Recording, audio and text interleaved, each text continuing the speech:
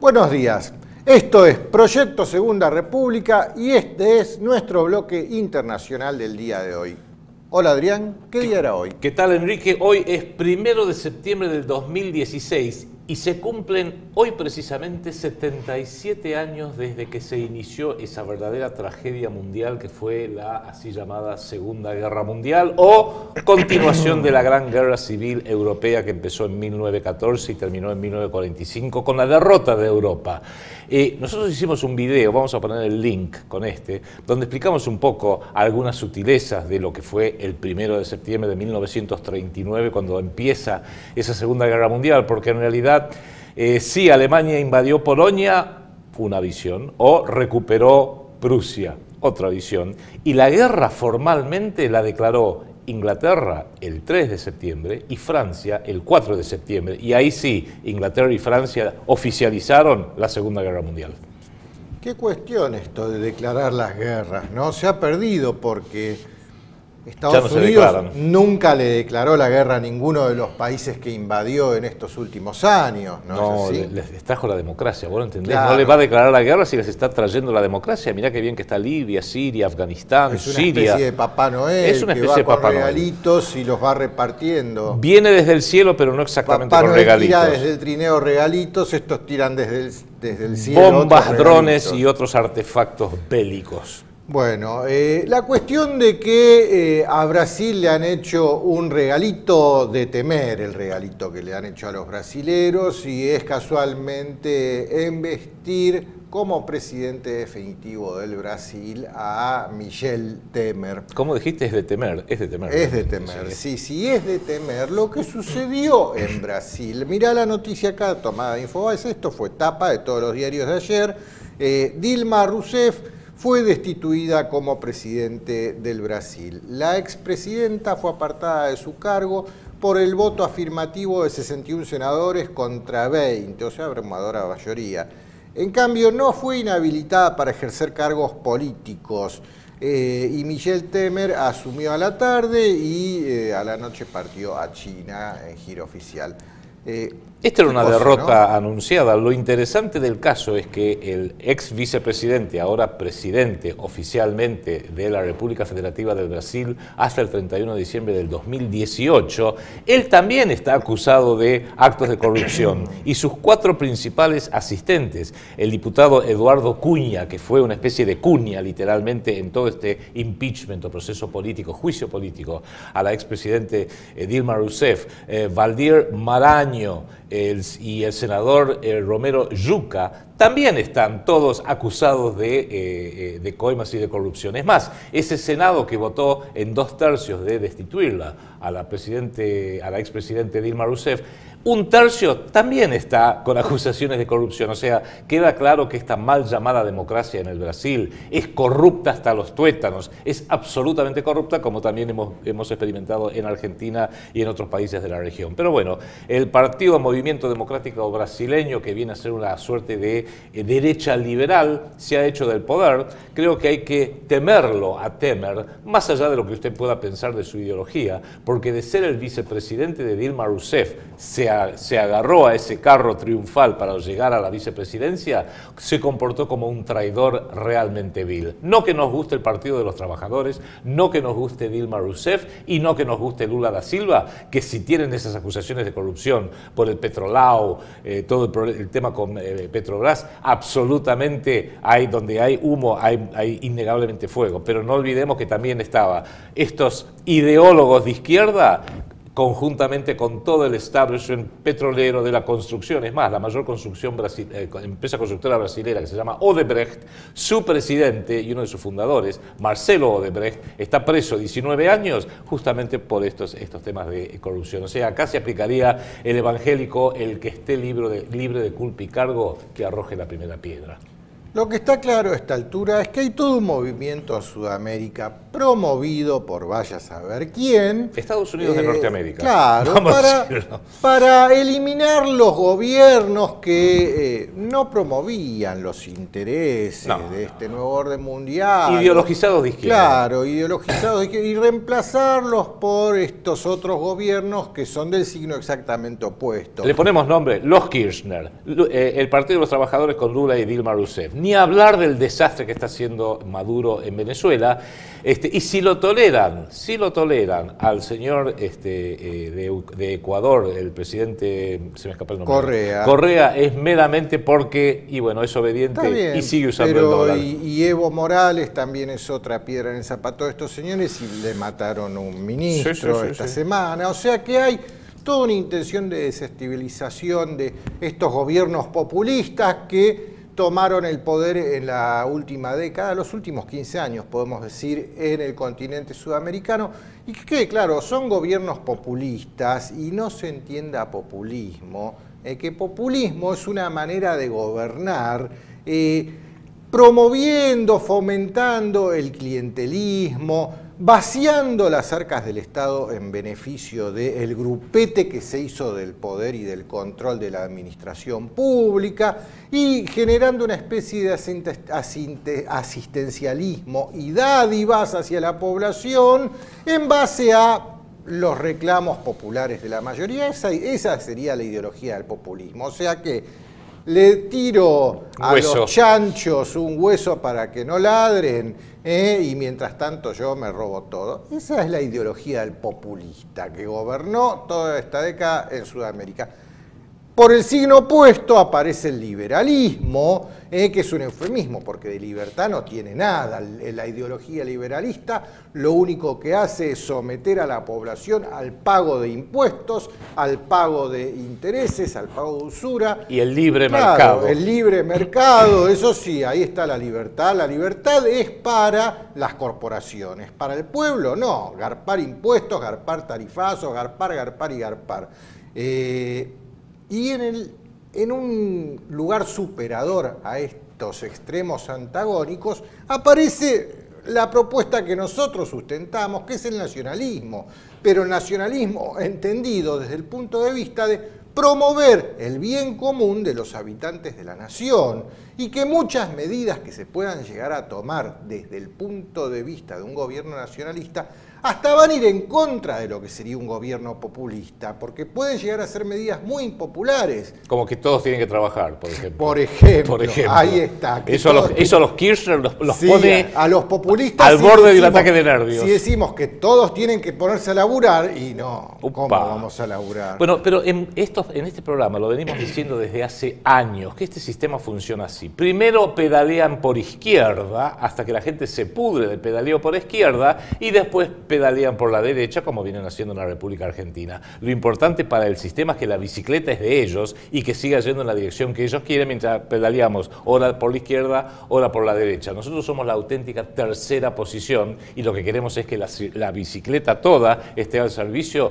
del pueblo trabajador, no de los vagos, no de los pícaros, no de los que se llenan los bolsos con dinero efectivo, claro, mucho menos de los chorros que se llenan los bolsos de plata, y tampoco de los pícaros que ocultan sus dineros en Panamá y en otras plazas offshore. Y tampoco las medidas van a ser a favor de las corporaciones, a favor de los lobbies transnacionales, en detrimento del pueblo, sometiendo a todo el pueblo a pagar una deuda de la cual jamás hace usufructo, ilegal e ilegítima, y metiéndole la mano en los bolsillos hasta estrujarles el último peso para pagar todo aquello. Bueno, salgamos de Brasil.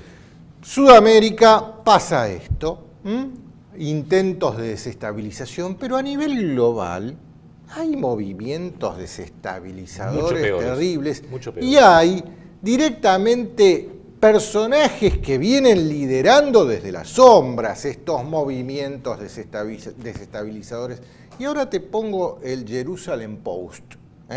Te pongo el Jerusalem Post del 22 de agosto. La campaña global de Soros para promover el caos. Sí, lo dedica a George Soros, alias Georgi Schwartz, que ha heredado, ya lo hemos dicho en anteriores programas, ha heredado la función de ser el CEO del gobierno mundial, puesto que dejó, por razones de edad, desplazado David Rockefeller, que ya cumplió 101 años. George Soros es hombre del Grupo Bilderberg, de la Comisión Trilateral, del Council on Foreign Relations, de todo el entorno bancario especulador, hombre del Partido Demócrata. Acá en Argentina fue el principal protector de Domingo Felipe Cavallo, aun cuando cayó en desgracia. Hoy es el principal financista de la campaña de Hillary Clinton, siempre estuvo con los Clinton desde el principio, y acá en la Argentina es muy próximo al PRO, porque hay funcionarios del PRO como Laura Alonso, la Patricia Bullshit, Macri mismo, que en realidad han mantenido una posición muy cercana a George Soros y favorecen al Partido Demócrata. Es más, les preocupa si no llega a ganar el Partido Demócrata con Hillary y llegara a ganar este terrible niño maldito que se llama Donald Trump.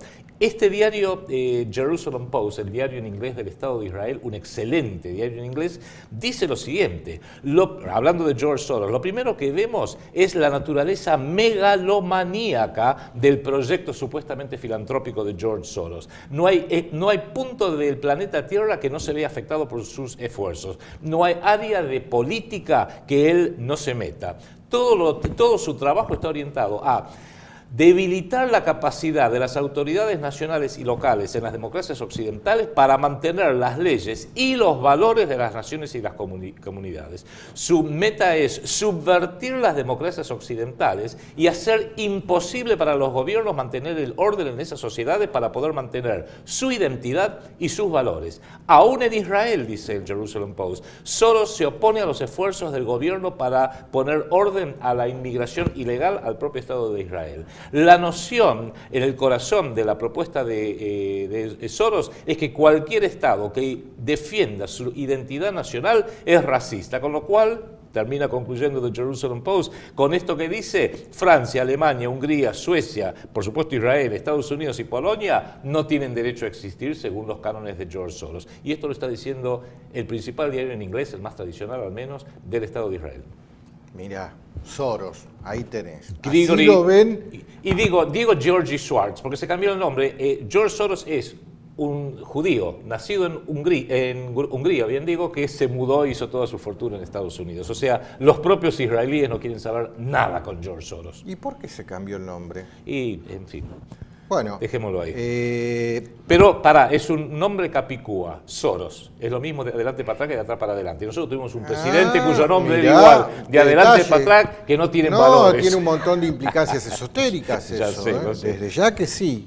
Por eso se lo habrá cambiado entonces, para que encaje con estas cuestiones esotéricas Soros, que solo él debe conocer. Perdón, y del apellido Soros, el núcleo es oro.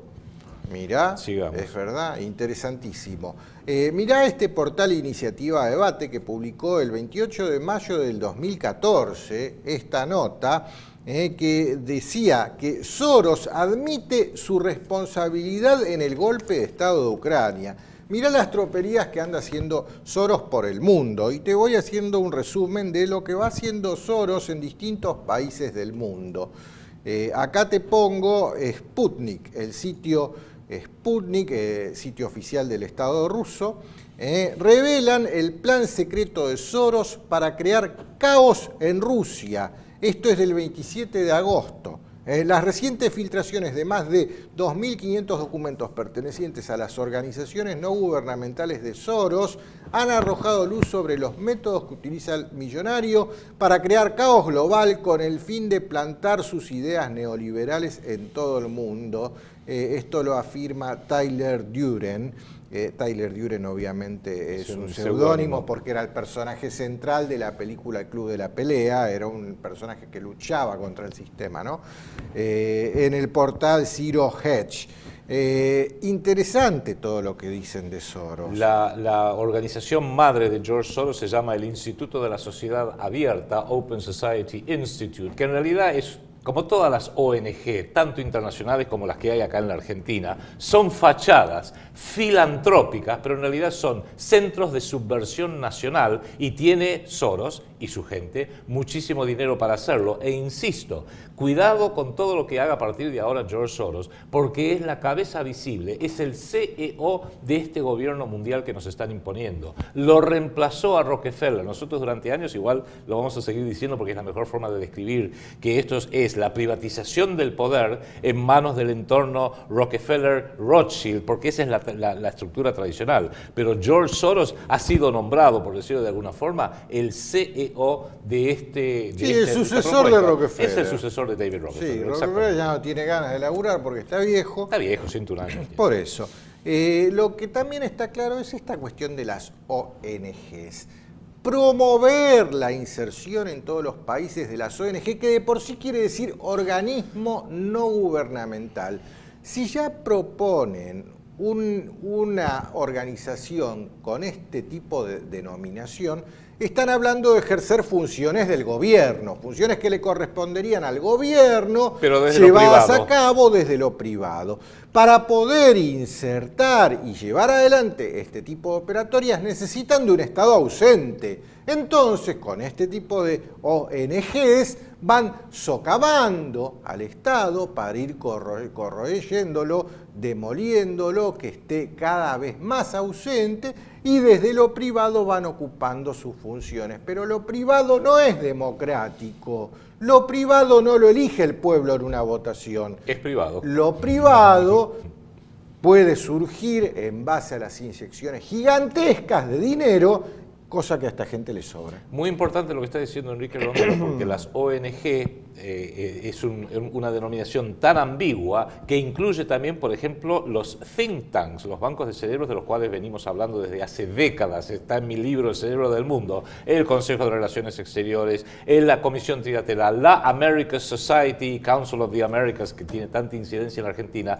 son todas ONG, y más de una que también está operando localmente. Siempre dan una excusa, una fachada que es falsa. La American Society promueve la cultura latinoamericana. Después sí, coloca presidente como Juan Manuel Santos o Mauricio Macri. La Comisión Trilateral busca la colaboración entre 3 áreas del mundo. Después sí, ¿qué hacen? Ingenierizan guerras civiles o guerras enteras.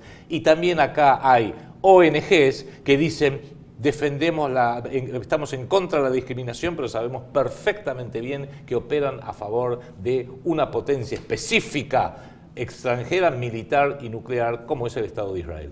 Bueno, pero también el tema de los nombres que se pone, esta Open Society de George Soros, qué nombre tan magnánimo y filantrópico, que en el imaginario colectivo obviamente se posiciona en un lugar de bien público. Qué mejor que una sociedad abierta frente a una sociedad cerrada. Greenpeace. Claro. Sí. Bueno, sigo con Soros. Acá es Hispan TV. Esto es Hispan TV del 28 de agosto. Putin neutralizó plan secreto del magnate Soros para derrocarlo. Mirá hasta qué punto llega este señor con sus intenciones de dominar el mundo, que hasta arremete contra el propio Putin. Entonces, las ambiciones sí, tienen. Recordemos que Soros también fue quien en 1991 apostó contra la libra esterlina y ganó. Y ganó, la volteó y se ganó en un fin de semana, $1.000 millones. Después de 1991 vino hacia la Argentina gracias al innombrable Capicúa, de presidente que tuvimos, y ganó por propia admisión $500 millones haciendo negocios en la Argentina a través de su testaferro Eduardo Elstein y Marcelo Midlin, que fueron y siguen siendo probablemente los testaferros de George Soros en la Argentina. Y después dijo: agarré toda la plata, porque ya Argentina había entrado en la crisis que después fue la del 2001, y se fue a hacer un buitre y un vampiro a otras partes del mundo. Bueno, por otro lado también en el programa de la semana pasada hablábamos de la muerte de lo que es la OTAN, la defunción. Mirá esta nota que salió en The Economist, cómo manejar las relaciones con el miembro más debilitado de la OTAN. Más difícil, sí, más difícil. Y estamos hablando de Turquía.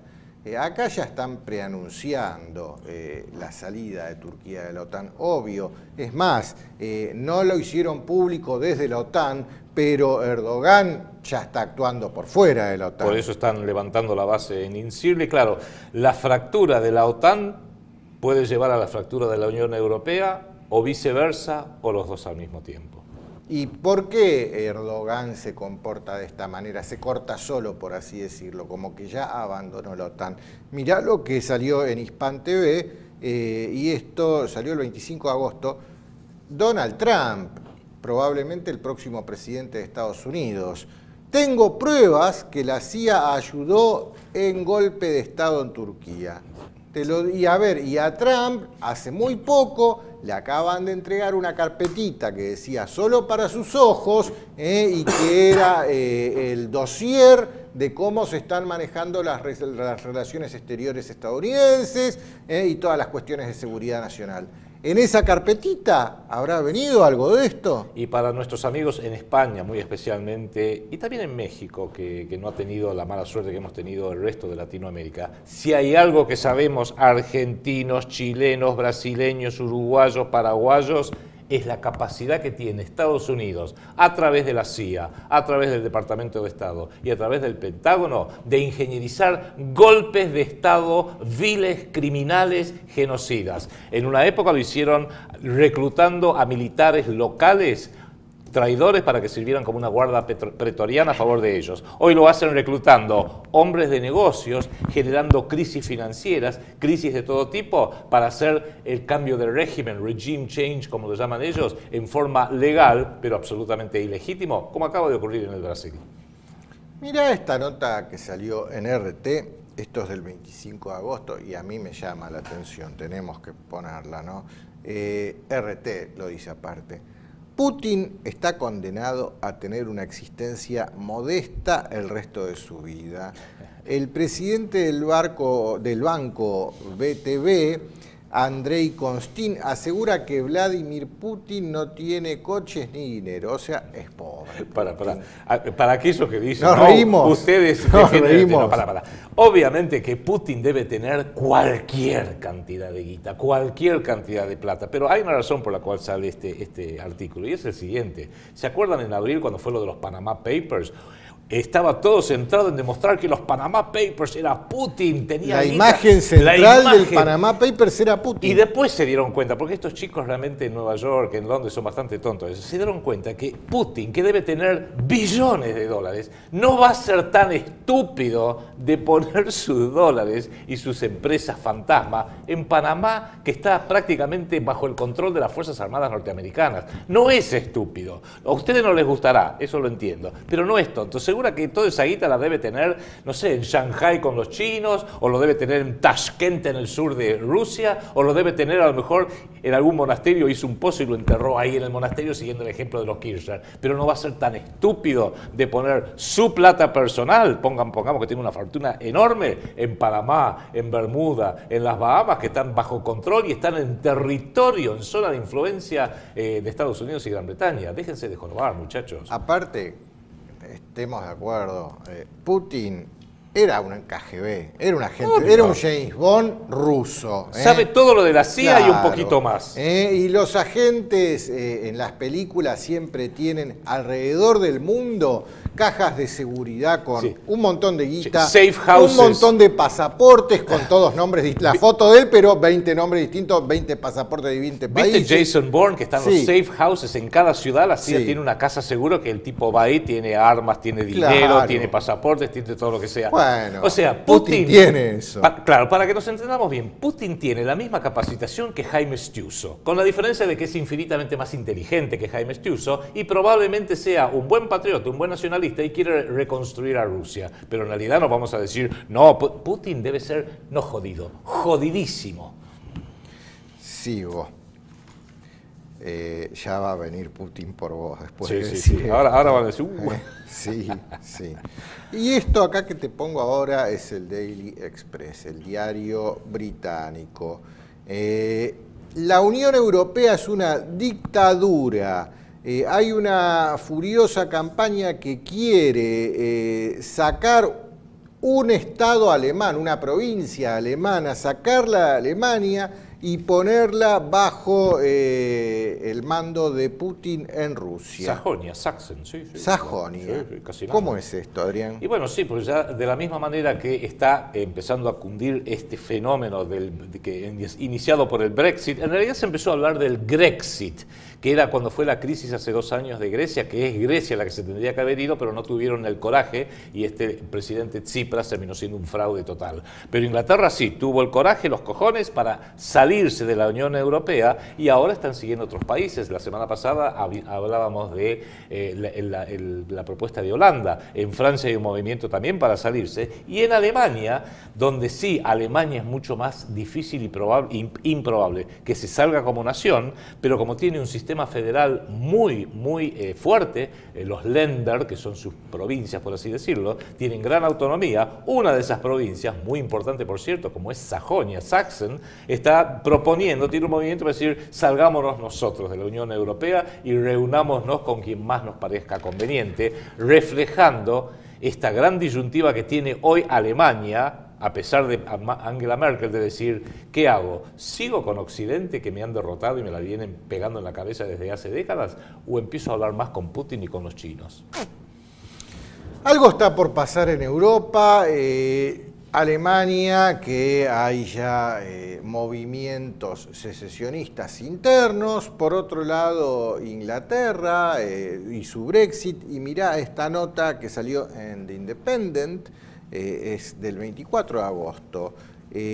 Un ex consejero de Gordon Brown salió a recomendarle a los ingleses que almacenen latas de comida, agua y todo lo que puedan guardar en su casa para prevenirse de un inminente crash financiero global. Vos sabés que este señor es muy conocido, se llama Damien McBride, era el principal asesor de un ex primer ministro que se llama Gordon Brown, y es muy interesante porque aconseja 3 cosas a los británicos. Tener mucho dinero efectivo, o sea, no confiar en los bancos y no depender de los bancos, porque dice, un día vamos a ir a los cajeros y no le va a dar el dinero. Igual si los argentinos sabemos de lo que es ir al cajero, y por más que sus saldos son 10.000, lo que sea, el cajero le dice, no, 250 por semana, nada más. Segundo, que sugirió almacenar agua y comida. Y tercero, que todas las familias y amigos tengan un preestablecido punto de encuentro por si no funcionan los teléfonos celulares, los teléfonos fijos, etcétera. Evidentemente está entreviendo este asesor del ex primer ministro conservador Gordon Brown, está entreviendo una venidera crisis muy grave en Inglaterra. Algo está por pasar. Y mirá esta otra nota del 26 de agosto del robot pescador. Esperan un desastre nuclear en Bélgica y en Alemania. Acá ya hablan de un desastre nuclear. Y mirá, acá en esta nota del robot pescador hacen una recopilación de varias notas, lo mismo que hacemos nosotros también lo hacen ellos, de varias notas de distintos medios que acá van apareciendo con los títulos, ¿no? Los terroristas de Bruselas planean atacar plantas nucleares, es uno.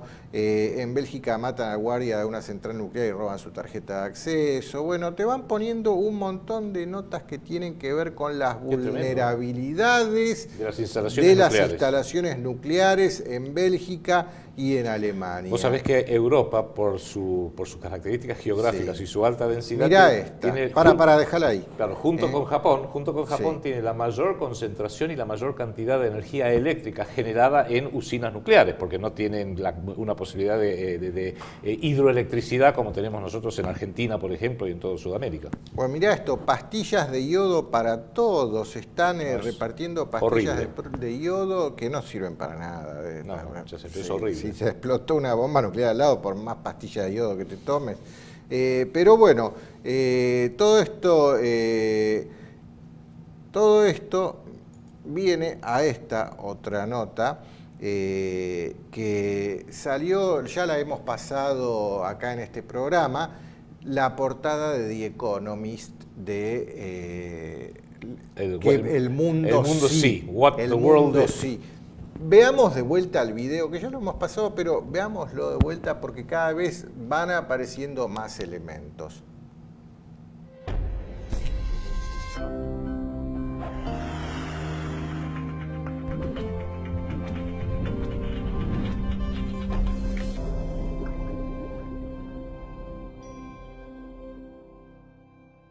Vos fíjate, al final aparece una gran burbuja de agua cuando se termina de unificar el muro de Berlín, y esa burbuja de agua es a modo de hongo de explosión nuclear. Sí. ¿Estarán diciéndonos eso? ¿Que va a pasar algo a nivel explosión nuclear en algún país central? ¿Alemania o limítrofe con Alemania? Y creo que Alemania es candidato porque hay todo un historial que hace que si hay que sacrificar a alguien, sacrifiquemos a los alemanes, por la sencilla razón que hasta es atendible. Perdieron la máxima guerra de la humanidad, bueno, que se embromen. Claro. Pero acá hay algo que creo que es el origen de todo esto. Quienes querían y pretenden imponer un gobierno mundial a la humanidad se han dado cuenta que han fracasado. No pueden imponer ese gobierno mundial, no van a poder imponer una moneda mundial de la manera que ellos lo quieren, y encima el sistema actual, que ellos mismos lo empezaron a fracturar para que al caer pudieran reemplazarlo con gobierno mundial, moneda mundial, un sistema jurídico mundial, y todo los está fracasando. Han perdido la partida de ajedrez, y en vez de ser esta gente, caballeros que tumban al rey, aceptando el jaque mate, yo creo que están preparándose para patear el tablero, y esto sería a lo mejor esta insinuación discreta que nos está haciendo The Economist. Bueno, ¿y qué pasaría si realmente hay un atentado nuclear en Europa? Mirá lo que publica el Daily Express, de vuelta al Daily Express, ¿no? No hay búnker para Juncker. Juncker es el presidente de la Unión Europea. Comisión Europea. El jefe de la Unión Europea no tiene protección en caso de un ataque nuclear, admiten en Bruselas. ¿Por qué están preocupados entonces en proteger al jefe de la Unión Europea de un ataque nuclear? ¿Estarán previendo realmente un ataque nuclear? Sí, aparte al jefe de la Unión Europea que no lo quiere nadie. Sí. ¿Y a los pueblos? A los pueblos no, ¿para qué? El laburante alemán, francés, belga, holandés, ese que se muera chicharrado. El pueblo no. Pero por otro lado, mira, esto es peor. Esto es la CNBC, del 29 de agosto. Los bancos se están preparando para un invierno nuclear económico. Tremendo. Después de una explosión nuclear viene un invierno nuclear, lluvia ácida, se enfría la temperatura general, ¿no? Enrique, ¿entendemos la acción psicológica de hacer permanentes paralelos reales con un ataque nuclear o un accidente nuclear, y luego como metáfora un invierno nuclear económico? Evidentemente sí. Nos están preparando, nos están llevando al borde de un ataque de nervios a todos los pueblos. Mirá, acá la misma nota te la pongo de RT. Y mirá la imagen que te ponen los DRT, ¿no? Los bancos se están preparando para un invierno económico nuclear. ¿Te puedo dar un dato de ese mismo artículo? Sí. Dice que en el último semestre las acciones de los siguientes bancos se desplomaron. Escuche esto: el Deutsche Bank perdió el 45% de su valor, la acción bursátil. El Credit Suisse de Suiza el 41%. El Royal Bank of Scotland de Gran Bretaña el 35%. Evidentemente los bancos, yo no me sentiría muy cómodo teniendo el dinero en ni esos y quizás en ningún banco hoy en día. Algo saben los bancos y por eso también se están reagrupando entre ellos y se están preparando para lo que viene, y esto también te lo dice RT del 24 de agosto. Los bancos están, backdown vendría a ser... se están echando atrás para construir un nuevo y mejor Bitcoin. Qué moneda lástima, privada total. Lo que pareció en algún momento un proyecto interesante lo han copado totalmente. Y mirá qué bancos: UBS, Deutsche Bank, Santander, Bank of New York Mellon. Bank of New York Mellon. ¿Qué es esto? Se han puesto juntos, mirá cómo dice, para generar esta nueva moneda digital para facilitar las liquidaciones interbancarias, dice el Financial Times. Y la describe así, este artículo del Financial Times ahora. Esta criptomoneda, qué interesante, ¿qué será una ¿Vendrá de la cripta? Sí, utilizará la tecnología, claro, que es la base de Bitcoin. La moneda de la cripta, o sea, cuando estemos todos muertos, nos van a dar esta moneda a la cripta. Ahora, fíjese una cosa, uno propone moneda soberana, pero no, ¿cómo va a proponer? ¿Qué saben estos tipos del proyecto Segunda República de moneda soberana? Ahora, estos grandes bancos, UBS, Deutsche Bank, Santander... Moneda privada, sí. Criptomoneda, qué interesante una criptomoneda. Sí, tienen una capacidad privada, obscena de mentir y de reírse de nosotros estos supuestos técnicos en finanzas, en moneda y en banca. Pero bueno, a los argentinos no nos engañan ya con estas cosas los bancos porque ya estamos vacunados. Y otro pueblo que ya está vacunado también, tal vez por memoria ancestral a lo que vivió durante la República de Weimar, son los alemanes. Y mirá esto, también lo publica RT el 30 de agosto, decepcionados con los bancos. ¿Cómo salvan su dinero los alemanes? Durante años los alemanes guardaron su dinero en cuentas de ahorros a pesar del hundimiento de las tasas de interés, pero últimamente muchos han perdido la fe. O sea, se estarán dando cuenta de la historia que les contó su abuelo, de cómo era la vida en la República de Weimar. Si usted no la vivió, vea películas como Cabaret o las óperas de Bertolt Brecht como Ascenso y Caída de la Ciudad de Mahagoni o la ópera de los 2 centavos, que ahí te cuentan cómo era la vida. Y no era muy distinta a la vida que nosotros en la Argentina vivimos en el año 2001. Eso fue en 1923, cuando Alemania, la República de Weimar, como se la llamaba en ese entonces, que decía Enrique, bajo un gobierno socialdemócrata, no pudo pagar la reparación de guerra, que era una cifra trillonaria a los franceses, y los franceses no tuvieron mejor idea de decir, bueno, entonces te invadimos tu zona industrial que se llama el Ruhrgebiet, donde están ciudades como Dortmund, Düsseldorf, Colonia y otras, y la economía alemana colapsó y tuvo la mayor hiperinflación del mundo. El dólar, que estaba en 3, 4 marcos, Reichsmark por dólar, llegó a estar 4,5 billones de marcos por dólar. La anécdota era que había que ir con carretillas de billetes para ir a comprar 1 kilo de pan. Y la anécdota más conocida es que alguien afuera dejó la carretilla con los billetes y alguien se robó la carretilla pero dejó los billetes porque no valían absolutamente nada. Esa fue la hiperinflación de Alemania. Nosotros después, en 1989, en junio y julio de 1989,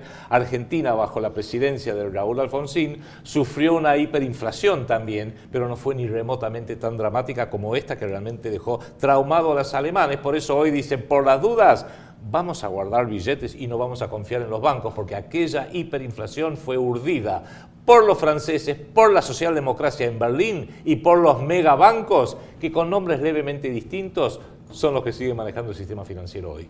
Póneme de vuelta la nota de RT. Vos fíjate los elementos que analizan en esta nota.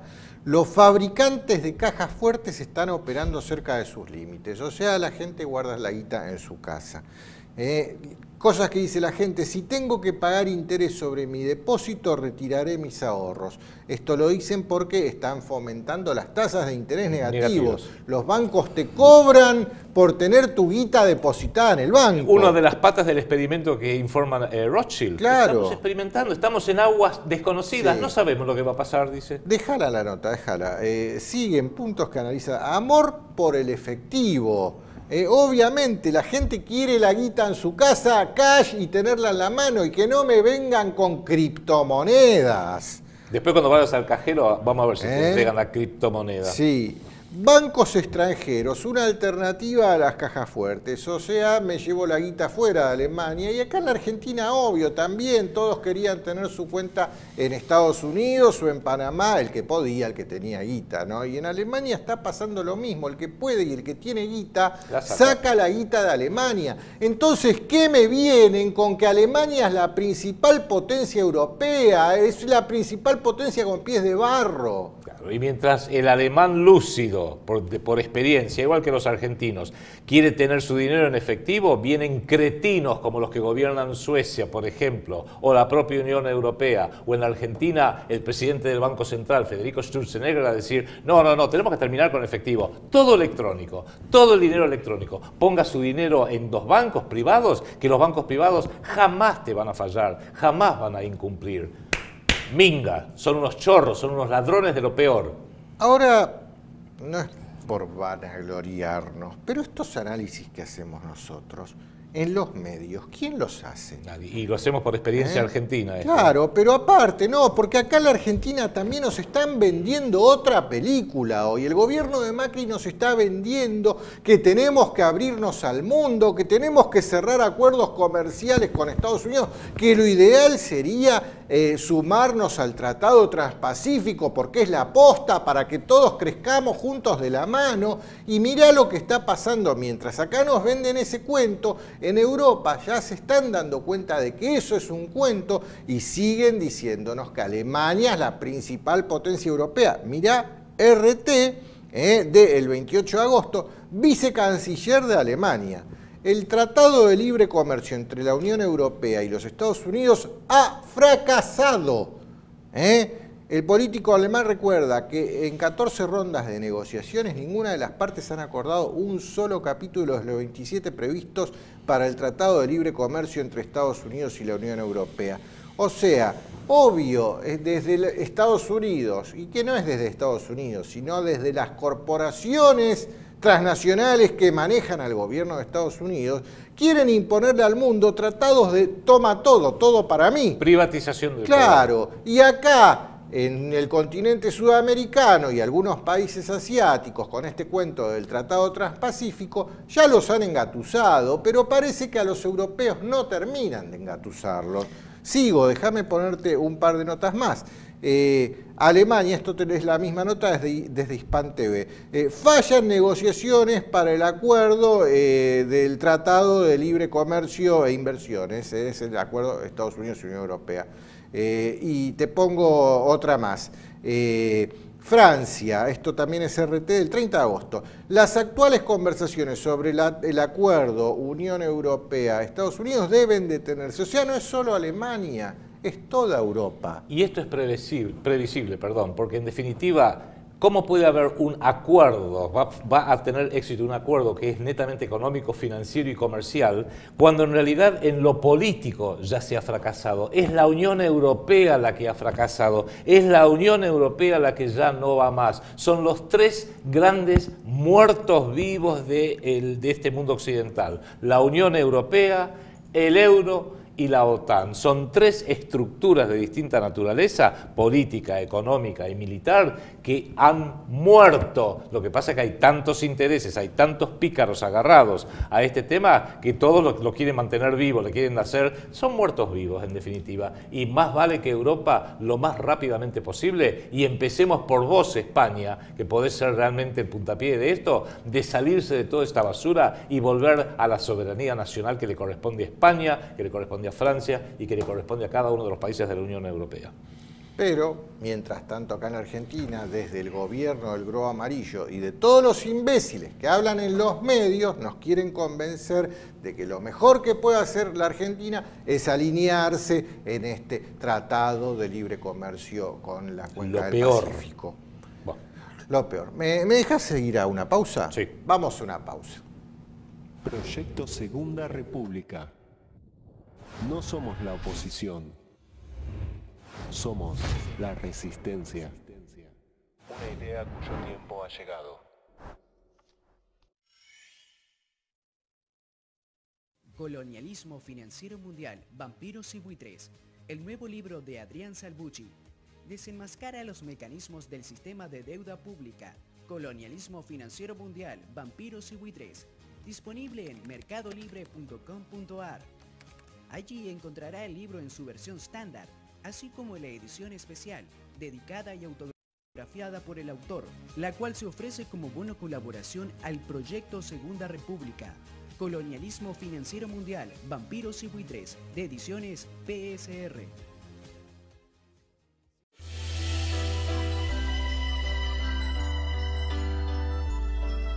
Presentamos el proyecto Segunda República, un movimiento ideológico para pensar el país, que nació por el 2001, a partir de la voluntad de un grupo de personas que, al igual que muchos otros, creyeron que ya era hora de un cambio de paradigmas en la forma de administrar nuestra nación. Los que adherimos a esta iniciativa componemos una comunidad de argentinos que comparten el deseo de terminar con las malas prácticas del gobierno que nos mantienen sometidos y en constante desventaja ante el resto del mundo. El proyecto se construye sobre 5 pilares: restaurar el Estado soberano como institución fundamental al servicio de los intereses del pueblo de la nación, recuperar la moneda soberana, impresa por un Estado soberano y al servicio de la economía real del trabajo y la producción, Rechazo del concepto de deuda financiera. Tenemos que saber cuánto debemos, a quién y por qué. Las deudas legítimas las vamos a abordar, las dudosas las vamos a investigar y las ilegítimas las vamos a repudiar. Liberación de las instituciones republicanas de su dependencia del dinero, para que cualquier ciudadano competente tenga voz y voto en todos los niveles de la administración del Estado. Recuperar los valores éticos y morales, porque la política debe estar subordinada a los valores culturales y éticos propios de la nación argentina. Proyecto Segunda República, una idea cuyo tiempo ha llegado. Conoce más de esta propuesta en www.proyectosegundarepublica.com. Busca en Facebook la página oficial del PSR, los videos semanales en el canal de YouTube del canal TLB1 y las páginas regionales del PSR para contactarte con personas de tu provincia.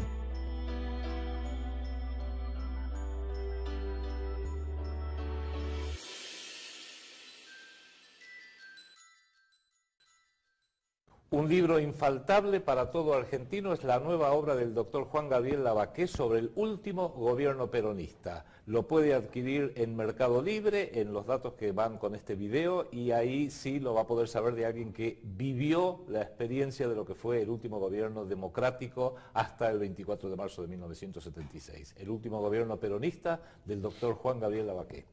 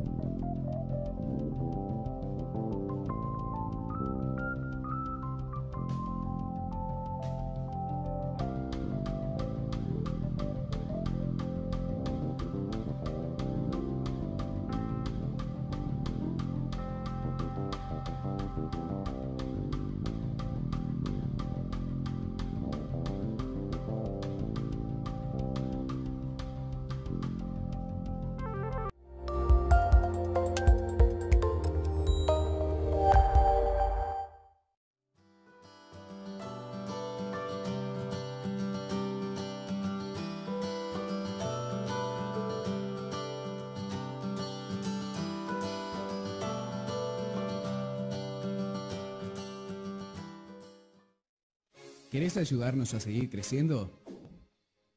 Seguinos en todas nuestras redes en internet. Facebook.com/Proyecto Segunda República, Twitter.com/PSR-Argentina. En YouTube seguinos en 6 canales. Canal TLB1, el canal de Adrián Salvucci, el canal de QQ, videos PSR, revisionismo PSR y defendamos la Patagonia. Proyecto Segunda República, una idea cuyo tiempo ha llegado. Proyecto Segunda República. No somos la oposición. Somos la resistencia. Una idea cuyo tiempo ha llegado. Acá seguimos con la segunda parte de este bloque internacional. Y ahora déjame salir de Europa e ir un poco a Medio Oriente a ver qué pasa. Mira esto que publica Hispan TV y que hace referencia a un think tank israelí que dice que la eliminación del Estado Islámico sería un error estratégico. Esto es del 26 de agosto. Eliminar al grupo terrorista Estado Islámico es un error estratégico ya que debe ser utilizado como una herramienta, según un think tank israelí. No entiendo. ¿Están proponiendo que usemos como una herramienta a los terroristas del Estado Islámico? Mira, Enrique, cuando vos me pasaste este link que Sí. es de Hispan TV... No, pero te lo pongo de pará. También lo tengo de Times of Israel. El servicio de prensa de Irán me costó un poco creerlo, por eso fui a la fuente original, que es el Times of Israel, otro de los diarios en inglés del Estado de Israel, y efectivamente el señor Efraín Inbar, director del Centro de Estudios Estratégicos Begin Sadat, por Menachem Begin y Anwar Sadat, que son los que hicieron los acuerdos de Camp David en el año 71-72, citado este jueves por el diario The Times of Israel, dice lo siguiente. 25 de agosto de 2016, Times of Israel. Permitir a los malos que maten a los malos suena muy cínico, pero es útil e incluso moral hacerlo si se mantienen a los malos ocupados y menos capaces de dañar a los buenos, que supongo que son el resto de los pueblos de esa zona. Luego de indicar que la violencia terrorista debe exportarse al occidente, este señor Efraín Inbar ha criticado la decisión de Estados Unidos de realizar coordinaciones con Rusia para llevar a cabo acciones militares contra ISIS o Estado Islámico en Siria. Y se pregunta, ¿acaso eso está dentro de los intereses de Occidente para fortalecer la influencia de Rusia tanto en Siria como en Medio Oriente? Ha cuestionado. Un Daesh o ISIS débil sería más ventajoso para Occidente que uno destruido. En tanto, el sanguinario grupo terrorista que ha matado a miles de personas y conquistado grandes extensiones de tierra solo ha tenido éxito en lugares donde hay un vacío político, que agregamos nosotros, vacío político que es el que crearon Estados Unidos, Gran Bretaña, la Unión Europea y la OTAN desde el 2001 en Irak, en Siria, en Libia, en Afganistán.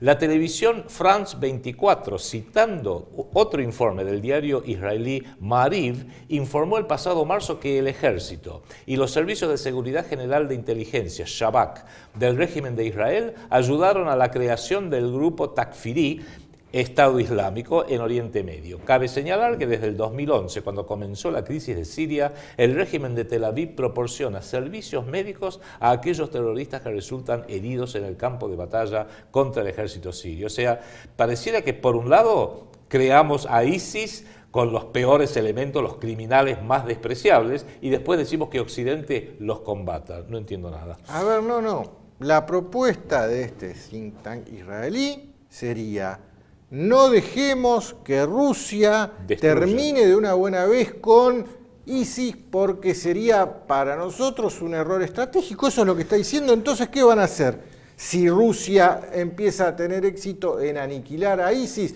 Y van a empezar a proveerle apoyo. Esa será la propuesta. Crearán otro ISIS, ISIS 2. O sea, evidentemente cuando Trump dijo, Donald Trump, Hillary, Obama, más la CIA crearon el Estado Islámico, yo le agregaría el Mossad y los contratistas privados de esta guerra privatizada que se vive en Medio Oriente generalizada, evidentemente tiene razón y sabe de lo que habla. Bueno, otro de los temas que ya hemos mencionado en este programa es la posibilidad de que las elecciones en Estados Unidos se suspendan y se quede Obama como presidente para un tercer mandato en el contexto de una conmoción interna muy grande, aplicando el Patriot Act, suspendiendo las elecciones y declarando la ley marcial. Esto también es una de las interpretaciones de esa famosa tapa de The Economist, en donde aparece A22 y que todos lo interpretamos como que estaban hablando de agosto 22. Nos dimos cuenta que el 22 de agosto no pasó absolutamente nada, pero bien podría ser Amendment 22. La enmienda 22 a la Constitución norteamericana. Usted sabe que la Constitución norteamericana tiene una serie de enmiendas, creo que son 27 en total. La número 22 fue sancionada en 1947 y prohíbe constitucionalmente, en tiempos normales y no en tiempos excepcionales, una segunda reelección del presidente. El presidente de Estados Unidos, claro, un tercer mandato. ¿Por qué? Porque Franklin Delano Roosevelt, que falleció siendo presidente de la nación, había ganado un tercer mandato y en Estados Unidos estaban hablando, ya sé que estamos en la Segunda Guerra Mundial, pero este hombre más que un presidente parece que se cree que es un rey. Se murió igual en abril de 1945, pero esa enmienda pasada en 1947 es para evitar que ningún presidente ose querer quedarse un tercer mandato en tiempos normales. Si Estados Unidos llegara a tener tiempos anormales, y quizás lo que el propio Obama viene considerando una especie, o tomando como una especie de chiste, la insistencia con lo que lo ha mencionado en los últimos años, a veces hace que muchos duden. A ver, veamos la insistencia con lo que lo ha mencionado en los últimos tiempos. Everywhere I look, there are reminders that I only hold this job temporarily. But it's a long time between now and 2016, and anything can happen. Anything can happen. I have more campaigns to run. Let's face it, there is one issue on every reporter's minds, and that is 2016. Apparently, some folks really want to see a pot-smoking socialist in the White House. We could get a third Obama term after all. Could happen, could happen, could happen. And that's why we're running for a third term. No, we're not. We're not? No. I actually think I'm a pretty good president. I think if I ran, I could win. O sea, Entre si él chiste y pudiera chiste, pero- participar de la contienda electoral, él ganaría. ¿Sí? ¿Querés que te diga la verdad? ¿Y qué opinan Pará. los norteamericanos? Honestamente, si Obama se postulara bajo, no sé, el Partido Demócrata 2 o algo así, y la compulsa fuera entre Trump, Obama y Hillary, no me sorprendería que ganaría. No sé si le ganaría a Trump, pero decididamente le ganaría a Hillary. Sí, lo que están haciendo es jugando sucio en esta campaña. Y vos fijate, quien maneja la Internet a esta altura, no hay duda que es Google. Esto ya lo adelantaba Alvin Toffler en su tercera ola, que quien manejara el flujo de la información iba a manejar el mundo. Bueno, mirá esto, y esto lo publica Rafa Pal. Twitter, Facebook y Google unidos contra Trump según emails hackeados por Rusia. Bueno, ya es público que Rusia hackeó un montón de emails en los cuales se va describiendo los chanchullos que hizo Hillary. Pero vos fíjate que acá en este caso hablan de un acuerdo con Google, por ejemplo, para promover la campaña de Hillary y en el cual Google se compromete a cambio. Eliminar la publicidad de los sitios antisistema, llevándolos a la ruina. Borrar a Trump de las búsquedas como candidato a presidente de Estados Unidos. O sea, vos ahora pones en Google candidato a presidente de Estados Unidos y te sale Hillary. Trump no te sale. Los republicanos no hay nadie. Crear un filtro para que su nombre no aparezca en búsquedas. Ocultar en las búsquedas las citas al estado de salud de Hillary Clinton y todo su historial médico. O sea, si vos tenés dudas de qué está pasando con Hillary y su salud, googleás y no te dice Está todo nada. bien. Por otra parte, Facebook se compromete a censurar todas las noticias pro-Trump y a permitir únicamente las favorables a Hillary. Borrar miles de páginas de críticas a Hillary, censurar los videos en los que Hillary apoya a los tratados transoceánicos que odian los norteamericanos, porque esto que hablábamos en el bloque anterior también lo odian en Norteamérica. O sea, solo a nosotros nos quieren vender un tratado Facebook y transoceánico. Google va a ayudar a engañar a la opinión pública. Twitter se comprometió a censurar los emails comprometidos de Hillary Clinton, censurar información crítica a Hillary, bloquear información que permita apoyar económicamente a Trump, borrar las cuentas de activistas homosexuales pro-Trump. A esto se comprometió Twitter. Esto lo dice Rafa Pal, y Rafa Pal cita como fuente a Sor Chafal. Hay que ver si es así, pero ya no se puede confiar ni siquiera en las redes sociales. Lo que sí vemos es manipulación de la información, la que nos tiene acostumbrada la prensa mundial, ahora llegando a Facebook, a Twitter, a Google, a las búsquedas de Google. Pero bueno, como ya no podemos desde los medios occidentales creer en esto, tampoco desde quienes manejan los flujos de información a través de Internet, o sea, las redes sociales, tampoco les podemos creer porque censuran. Vayamos directamente a medios, por ejemplo, del Estado ruso, Sputnik. Que eso es el servicio que promovemos desde Canal TV1 y desde Proyecto Segunda República, que, insistimos, usted puede escuchar la otra campana, aunque sea un ratito mirando este programa. A ver. Nosotros no le decimos nada, ni para que usted lo sepa, ni para que usted lo crea. Nosotros todo lo que le decimos, se lo decimos para que usted lo investigue. Y piense. Se tome el trabajo por su cuenta de investigar si todo lo que nosotros estamos diciendo es así. Por eso, fíjense que tanto en el bloque nacional como en el internacional, a cada comentario, noticia que damos, mi colega Enrique Romero pone en pantalla para que usted vea de dónde lo sacó, de qué fecha es, y usted puede fácilmente decir, a ver si están diciendo la verdad estos tipos. Sí, estamos diciendo la verdad. Bueno, esto de Sputnik del 30 de agosto. Hillary, acusada de vender uranio a Rusia y enriquecerse a costa de debilitar a Estados Unidos. Eso sería una traición a su patria. La candidata demócrata a la presidencia de Estados Unidos, Hillary Clinton, fue acusada no solo de haber permitido que la empresa rusa Rosatom compre uranio a Uranium One, una compañía de extracción de este elemento químico, sino además de haberse llevado una notable ganancia con el trato. Yo creo que si esta información la googleás, Google no te la va a mandar. Eso fue cuando Hillary Clinton fue la primer secretario de Estado, o sea, canciller de los Estados Unidos bajo el primer mandato de Obama. Sí. Otra, también de Sputnik, te pongo esto, del 30 de agosto. Hackers rusos han logrado hackear los emails de think tanks de Washington. Bueno, eso debe ser para hacerse una fiesta. Sí, no han trascendido los contenidos todavía. Esperemos que pronto salgan a la luz. Si salen a la luz... Otra fiesta. Si hackearon el CFR. El CFR, la Trilateral, Grupo Bilderberg, qué interesante. Qué interesante, ¿no? ¿Qué saldrá a la luz? Pero descubriremos que no son tan filantrópicos y tan interesados en la democracia, los derechos humanos y la paz mundial. Sí, pero bueno, todo esto se lo tienen guardado para en algún momento, ¿no?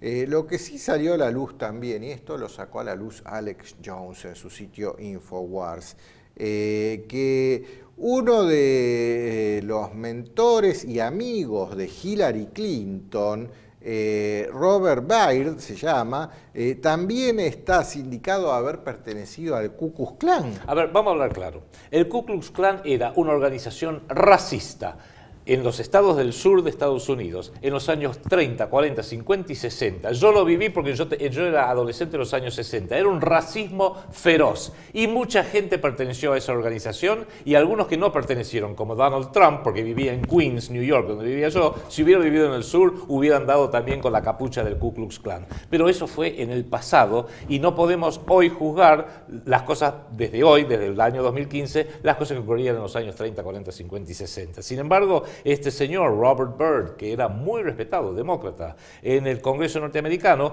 Hillary le hizo un panegírico cuando falleció de la muy elevada edad. ¿Y por qué lo menciona esto Infowars? Porque, por otro lado, demoniza a David Duke, amigo nuestro, que es actual candidato de senador por el estado de Luisiana, tiene 65 años y hasta hace 36 años fue miembro del Ku Klux Klan. Efectivamente, vive en Luisiana, problema de él, pero en definitiva o satanizamos a todos o no satanicemos a ninguno. Es lo que le está diciendo acá en este artículo Alex Jones.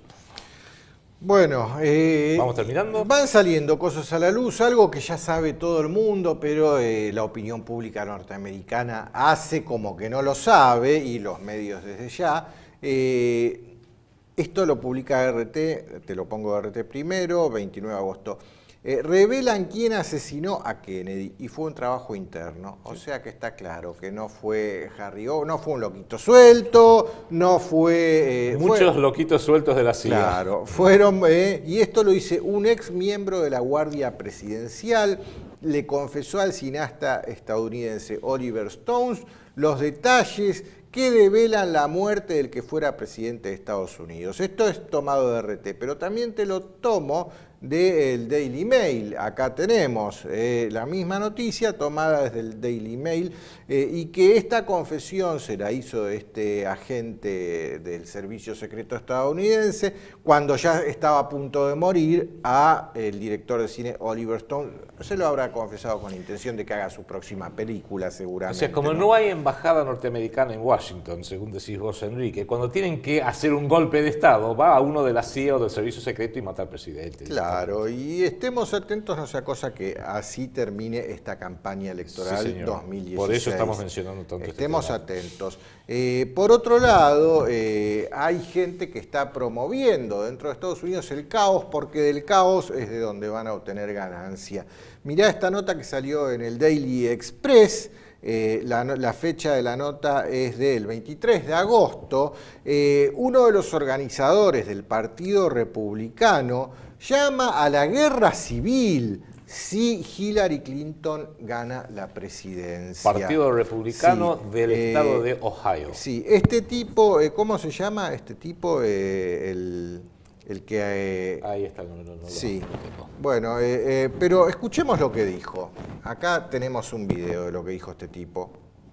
So Clinton's your president, you're leaving the country. That'd be a lot of I've people. met so many Democrats who say if Trump's the president, they're going to leave the country. Fine, There'll that's be great. nobody left in America. Let's do it. Let's do it. We're not going to get along together here. We're not getting along. That's dangerous, isn't it? It is dangerous, but You had a civil war 100 and something years ago. That was still the most bruising conflict you've ever had. I like it. You liked it. I like it. That's right. We got a problem here, and we're going to solve this problem one way or the other, and that's it. Nobody's fooling around anymore. Este señor se llama Bob Murphy y es uno de los organizadores del Partido Republicano. Es presidente del Partido Republicano en Sí, Ohio. En Ohio, pro-Trump, obviamente, pero mirá lo que dijo. Estamos llegando realmente a una situación límite y esto hay que explicarlo un poquito y me permito hacerlo porque viví muchos años en Estados Unidos, me crié allá. El pueblo norteamericano es un pueblo laborioso, es un pueblo bastante ingenuo, muy fácil de llevar de las narices, como lo hemos visto, muy adicto a la moda y a lo que lo dicen los medios, lo que le dice Hollywood, lo que le dice el señor de la tele, por así decirlo. Pero cuando toma conciencia que algo no va, es terriblemente violento. Agreguémosle a eso también un factor que en Argentina, por ejemplo, no existe, que es la división racial, el odio racial tradicional, porque cuando un negro muy pobre hoy se encuentra con un blanco muy rico, probablemente él sea el tataranieto del esclavo, del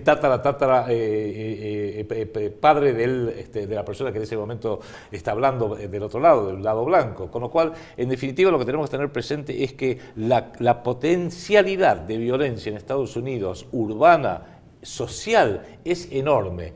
Y aunque eso es, por supuesto, despreciable en sí, tampoco perdamos de vista que cuando una nación llega a una crisis tan terrible, casi terminal como Estados Unidos, tiene que siempre haber un núcleo fuerte de ciudadanos que reaccionen y digan en algún momento basta y hagamos algo al respecto, como también nos pasó a nosotros en Argentina, en Chile, en Brasil, en Perú, en Paraguay, en Uruguay, donde tuvimos prohombres como San Martín, Artigas, Belgrano, Rosas, que en algún momento, Liniers, que dijeron basta, esto así no va y tenemos que tomar nuestro destino en nuestras manos, porque en realidad, y perdonen que lo diga así, los pusilánimes, los cobardes, los débiles, los mariquitas no hacen historia. La historia la hacen los hombres y las mujeres que pelean, que luchan y no rehuyen cualquier riesgo, sea el que sea. Que creo que es un poquito lo que quiso dar a entender este señor del Partido Republicano que lo apoya a Trump.